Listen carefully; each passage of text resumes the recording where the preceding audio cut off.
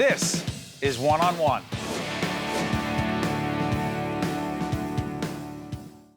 Back by popular demand, we have him. He is Ryan Haygood, President and CEO of New Jersey Institute for Social Justice. How you doing, buddy? It's good to be here. Thanks for having me, Steve. A lot of new things happening. Talk about this initiative called New Jersey Communities Forward. What is it? So New Jersey Communities Forward is an initiative of the Institute for Social Justice that really was inspired by what we've seen happen across the country with respect to the police and law enforcement relationship over the last couple of years. Some of these heartbreaking shootings we've seen of unarmed African Americans in particular, and it really was something that we saw as a cautionary tale for us here in New Jersey. We looked at what we saw happening in Baltimore, Ferguson more recently in Baton Rouge, and in Minnesota, and we thought about how we could use what's happening in other cities as a cautionary tale for us here in New Jersey. So New Jersey Communities Forward concretely is an initiative where we have very difficult conversations in a safe space with law enforcement, high-level law enforcement, and community leaders about how we reimagine the relationship between law enforcement and communities. Well, let me ask you this, because you and I, right before we got on the air, I said to you that we've been thinking about doing the same sort of thing, only from a broadcast perspective. The events, and again, we're doing this program late in the summer of 2016, and we pray that what we talk about is not dated and there's nothing else that happens, but who knows? Dallas. Yep. How does that change? The police being targeted by some who want to do them harm, how does it change the conversation? And killed in some cases. Absolutely. I think, to your point, Steve, what we've seen happen across the country, in Dallas most recently, with respect to the awful killings of law enforcement officials who were doing their job there. And protecting those protesters. Sure. I think what that provides for us is a meaningful opportunity to use what we're seeing there as a cautionary tale for how we can build something here. The reality is, in many communities across the country, we can't really reference a golden era where the relationship between law enforcement and communities was solid. So as you know, this is the 49th anniversary year of the Newark Rebellion, which was sparked by law enforcement abuse of John Smith, who was a cab driver, right?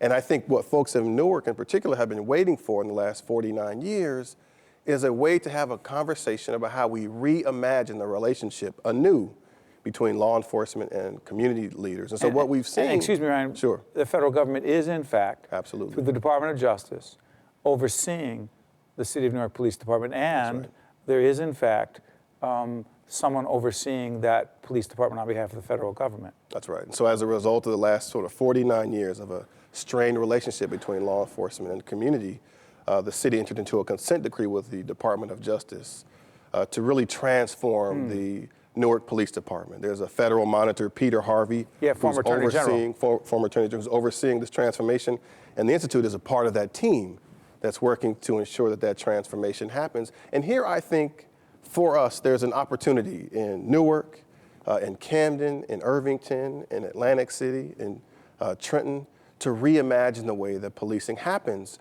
where we do it from an opportunity perspective. So we think about, in New Jersey Communities Forward, how to have hard conversations about what it means to create a law enforcement department that really serves the community. So instead of being armed patrolmen, being more like community organizers, so that de-escalation is the guide, community investment is the guide, and as a last resort, we talk about using force. But as an initial matter, reimagining police as community organizers who ideally live in the community or are deeply invested in the community in some other way, and who begin to advocate for the empowerment of the community with citizens who live there. And I think for us, that's what this moment presents. Ryan, sorry for interrupting. Can we do it? Because I've seen some of the broadcast networks try this, and every time I've seen it, it breaks down in a bunch of screaming and yelling and not listening.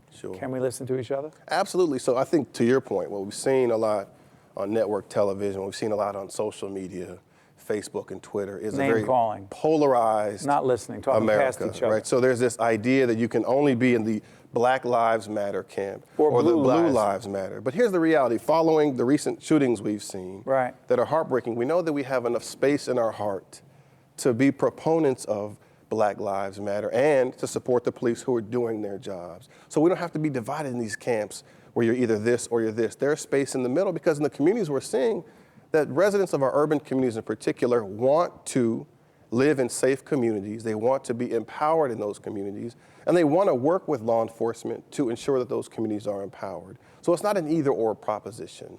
That's and I a think lose-lose. that's the conversation that we... That's a lose-lose. Absolutely. Absolutely. Because what we need to do is recognize the reality in which Black lives matter. And the reason why we need to focus on that, the focus on Black Lives Matter, is because we've seen in many of these shootings across the country that that's still in question. And that is a reality that we've been having this conversation really since Black folks came to the country. Sojourner Truth asked this in the midst of slavery, am I a woman?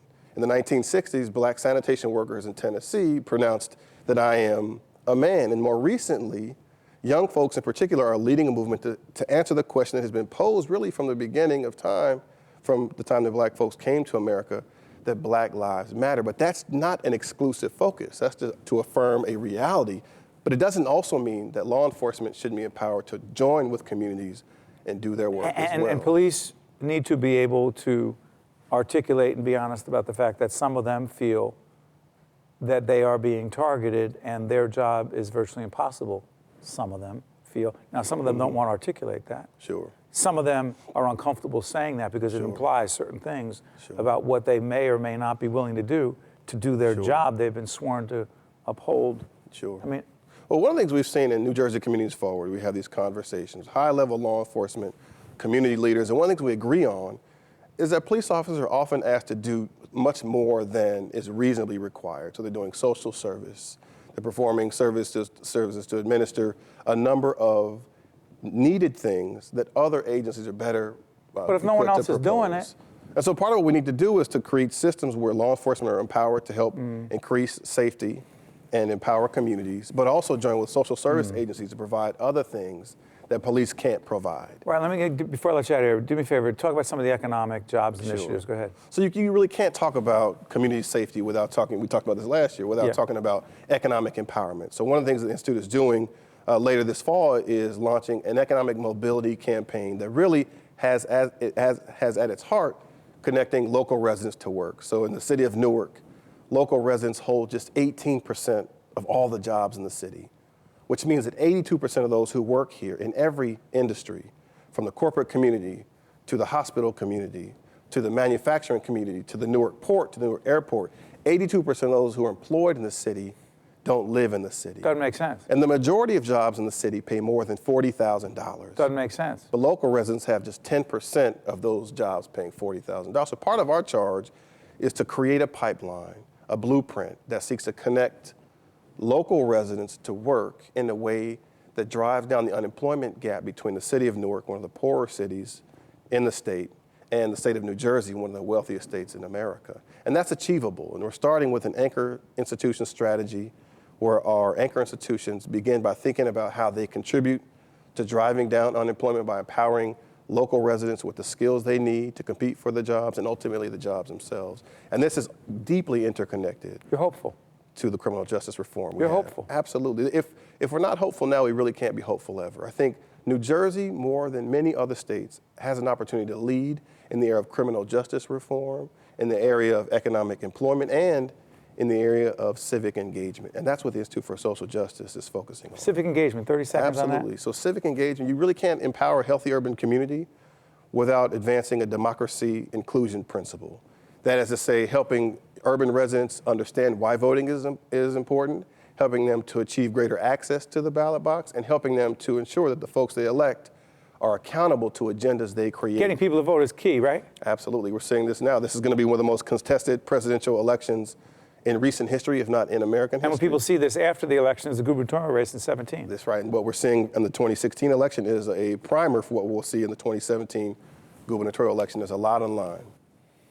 Ryan Haygood, President and CEO, New Jersey Institute for Social Justice, an organization making a huge difference. Thanks for having me on the show, Steve.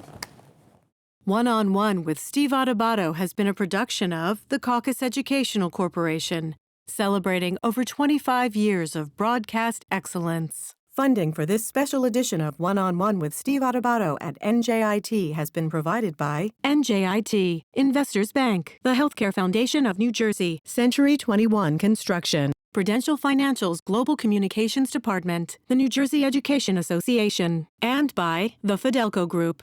Transportation provided by Airbrook Limousine, serving the metropolitan New York, New Jersey area. One-on-One with Steve Adubato at NJIT has been produced in cooperation with FiOS One News.